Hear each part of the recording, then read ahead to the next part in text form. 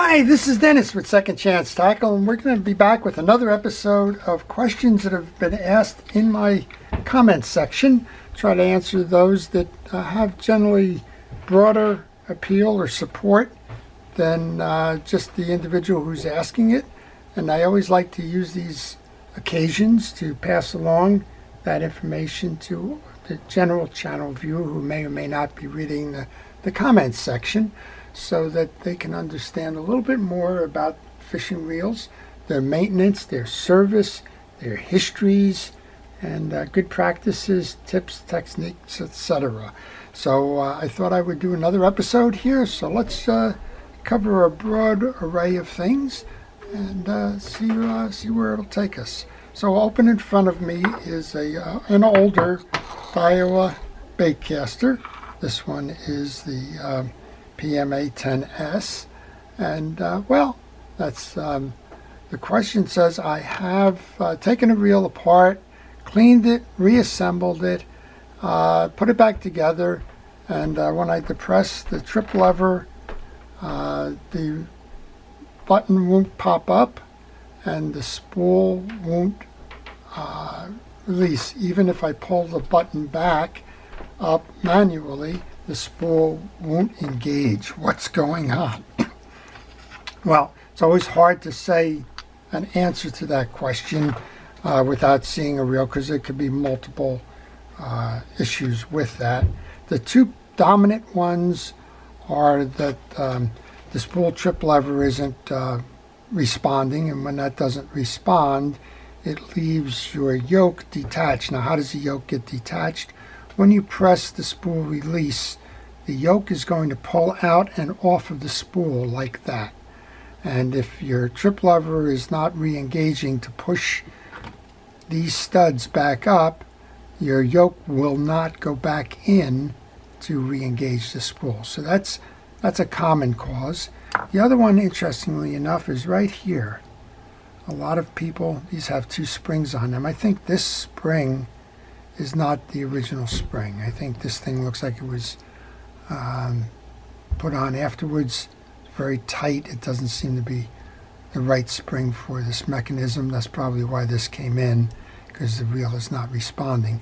But these two springs hold pressure against the side plate. When this comes out, those springs should come off that post with it. And then when you trip the lever, these springs are putting the pressure back on to push that assembly in.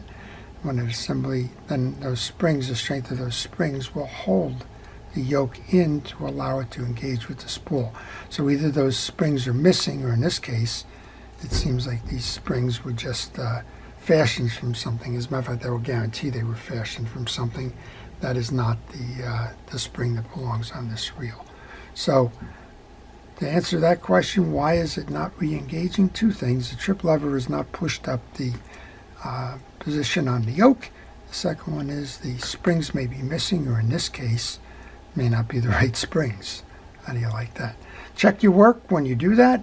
Always go back inside, see what's going on there, and if you can determine the cause to that. Always kind of interesting.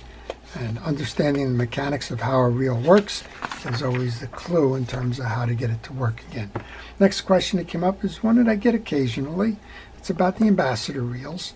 And this question says, can I switch the right-hand drive on this reel to the other side plate and make it a left-hand conversion? Well, the answer is no. On the older ambassador reels, they were specifically manufactured for either a right-hand crank or a left-hand crank. The right-hand crank is always an even number, like 6500. The left-hand crank is always an odd number, like 6501. This is a 4600 right-hand crank. Why can't you do it? Well, if you turned it to the other side, like this, you put your line guide opposite the fishing reel, and you'd put your release in the wrong direction, right? So, yeah, you could crank it lefty, backwards, if you will. In this case, it will not go forward. The anti-reverses is not set properly. The line guide's on the wrong side of the reel. The only way you can get a left-handed drive ambassador on the older reels is to find the ones that are labeled as the O1s. Now, I hope that's kind of helpful to all. Chris commented that he loves the Ocean City reels for their history and kind of quirkiness. He likes the OC spinners. He asked me if I've ever seen an OC 350. We'll answer that question show and tell. I have. Look at this funky reel, huh? It's one of the more unusual ones, and kind of a fun reel all the way around. To cast, you actually put the collector inside, and then when you go to reel, it's going to pop it out. That's going to gather the line and bring it in against a fixed spool. Kind of a funky little design reel all around. It's designed so that you have your whole hand on the rod and away from the reel itself. Kind of fun little thing. You're going to see this reel and a lot of other reels that I recently purchased. I helped an individual who's trying to par down their collection. I purchased a group of them. This one happened to be in there. And it was timely that Chris had asked at that time. Well, if you like these kinds of videos, if you enjoy learning about fishing reels, their history, how to service them, some of the common causes for failure and the like, I would encourage you to subscribe to my channel. If you do subscribe to the channel, please know that it's going to help you. It'll help me. It'll help you by seeing the videos that I publish, and you can determine if those are reels that you'd like to learn more about. And I also cover things like this, common questions and tips and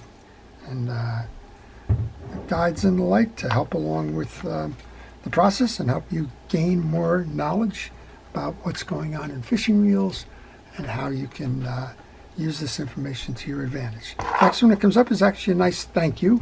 I guess people watch when I open up the boxes for my previews, and everybody's just waiting for me to slice my hands open. Typically what I'm using is a utility knife. One of my good friends, David, gave me one of these shielded box cutters with the razor blade inside it. That one works pretty well. And now Geneva Quick Fix, who watches the videos, Tony, well, he sent me this one in. Got to get it open here.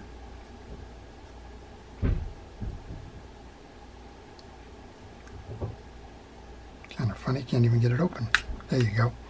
It's a small device. It's called a PCH. And I think that the trick with this one is it enables you to have the box cutter, but it's on a spring. So if you go to release, it retracts immediately. Kind of fun. Well, we'll use that, see how that goes. I'm not quite sure about the availability of replacement blades or anything like that, but what a nice thought. Everybody's watching out for my fingers. I should be watching out for them too, right?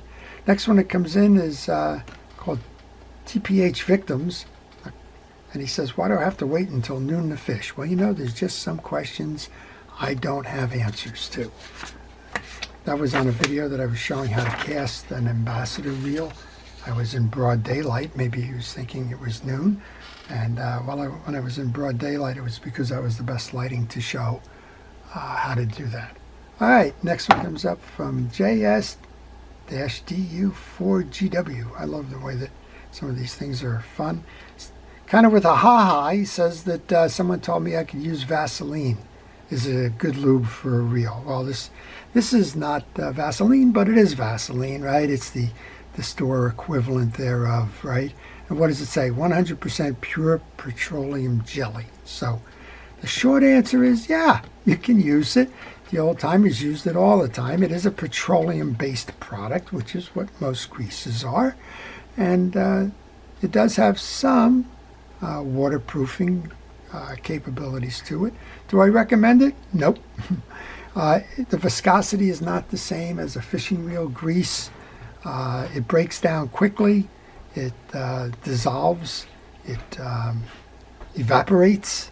But if you're in a fix and you need something, I'm not going to tell you don't use it. It can be used. So maybe with a ha-ha, but more importantly, it can be used, and I suggest you find a use for it. Well, we're going to stop on that one, and we're going to continue our episodes to talk about the questions that show up from time to time. I hope you've enjoyed that. And, well, with respect to our police, fire, safety, and rescue, it's always a great shout out and a thank you. I appreciate everything it is that you folks do. And I want to thank you for your efforts day in and day out. I want to thank everybody for watching. Again, encourage you to subscribe. If you have any questions, please leave them in the comment section. Who knows, your question may show up on a future video. This is Dennis with Second Chance Tackle, wishing everybody a great day.